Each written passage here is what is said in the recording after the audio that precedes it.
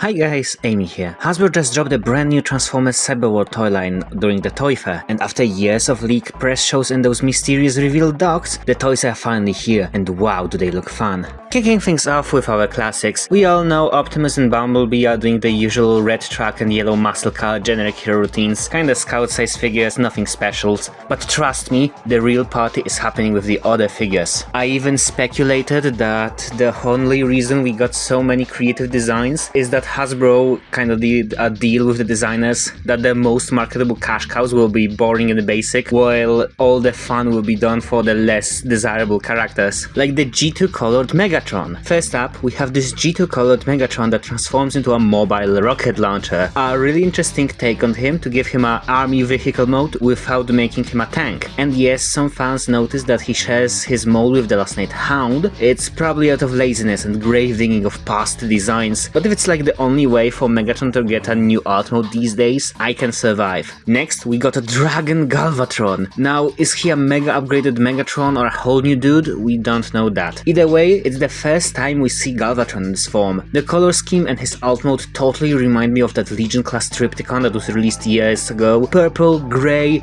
this giant flaming arm cannon that reminds me of Cyberverse Shockwave. Oh, and the beard. Mwah, Unicron would be proud. Then we got Mirage, who's now rocking a jet plane alt mode. It's a big switch up from his normal style where he's a F1 race car, of course. It's really interesting that Hasbro is recently trying to insert Mirage into much more media, trying to make him the more kid appeal character. Now Mirage being a jet plane kinda reminds me of an idea I had years ago with Smokescreen being a crop duster, giving him a fresh new alt mode while still making sense for his ability to spew out smoke. Plus, Mirage is now one of the few characters between his different incarnations, cover both land, sea and air. The mold itself reminds me of a Starscream toy, I just don't know which one. Maybe the Cybertron Legion one, or the Cyberverse ones? Now we get to see the first thing that appeared in leaks ages ago, the Bull Megatron. Looks a bit squarish, but it definitely beats what Bandai is tossing out the Robo universe. Ugh. Imagine the creative play possibilities for kids to imagine when Optimus is still a red truck, while Megatron charges into him like a bull in a china shop. I'm wondering whether there will be two Megatrons in the show, or maybe Megs will change his form between episodes. Next we have a Snarl, who gets a fresh Junkion-like look with mix of oranges, browns,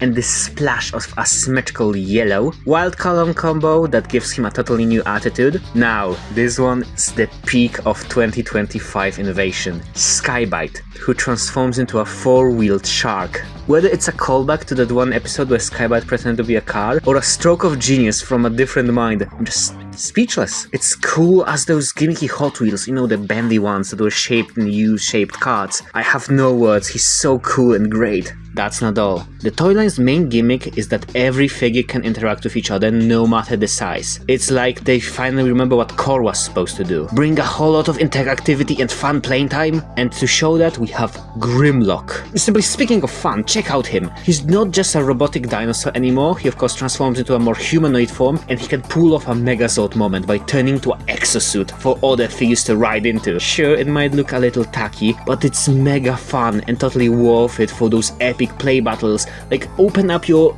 childhood imagination. Can you imagine the awesome scenes of Optimus like mounting into himself to prepare for combat? And last but definitely not least, the Lion Crown Jewel, Scorponok. Designed as a playset more than a traditional action figure, this towering giant doubles as a fortress and vehicle for your other figures. It really reminds me of Titans from Transformers G1, where they prioritized playability and gimmicks over just being big. Also, people noticed that it's the color scheme of Prototype Scorponok that we saw in some early magazines. Some massive nerds are working behind this toy line, I'm sure. Of course, if you want to buy that stuff, the quick little rundown of prices is that Scorponok is $59.99, Grimlock is $29.99, Ultimate Changer Megatron, the truck version, is $24.99, while Bull version is $9.99, Armored Cyber Changers Bumblebee and Galvatron are $14.99, and the rest, yes, are $9.99 with simple 2 to 4 transformation that keep things fun and interactive. So yeah, final thoughts. What really settles me on Cyberworld is the focus on playability. New designs, wild color schemes and creative concept make these toys a breath of fresh air. Like, compare it with the other past baby toy lines where, sorry, but even I couldn't defend the Cyberverse Scouts. Like, Ugh. Sure, some old school fans might gripe that Hasbro is finally making toys for kids, instead of just catering to the nerds with too much cash. If you think these toys look cheap or ugly because they're focused on a gimmick, you wouldn't have survived growing up with Unicron Trilogy toys. I think Nick on Planet Ripple said it the best in one of his recent videos. I want to see compromises that annoy adults but are more fun for kids. With younger markets shrinking and adult markets growing, I commend any effort on LEGO's part to hold the line and not cater entirely to adults who just want accuracy or whatever. I feel like I'm slowly morphing into an anti-AFOL. I do not align with the vast majority of collectors my age. I prefer original sets over licensed ones, new themes over nostalgia, and seeing the youth prioritized over people like me. I might be overhyping a baby toyline here, but in a universe starved for fresh creativity, even a tiny spark of fun is enough to get me excited. My friend Gmokai and I are always brainstorming crazy Transformers mashups, like we once did What If Transformers was Mega Man Battle Network, What If Transformers was Persona and Medabots at the same time, and What If Transformers was Digimon. Like really, the possibilities for this franchise are endless. But for some reason, the corporate people are stuck in this idea of just picking two sides of robots and they fight each other. That's not what these characters should be locked into.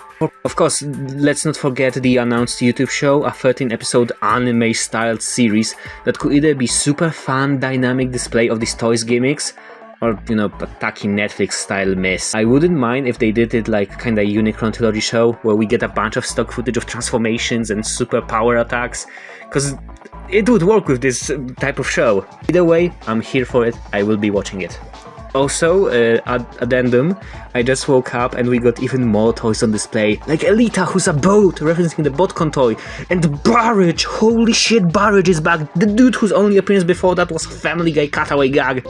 Do as I command, and we will defeat the Autobots once and for all! Nope, not gonna work. Oh, come on. What did we talk about? Autobots always win. You think Optimus Prime's gonna be dead, but then he's not dead. I'm taking this from a robot that turns into a canoe. He's in a main toy line for kids. I don't know if he will be in the show, but like, can you imagine that we'll finally have a voice for Barrage? He will speak, he will move, he will exist? Ugh. Thank you all for watching. Don't forget to like, subscribe, check my other videos, and bye.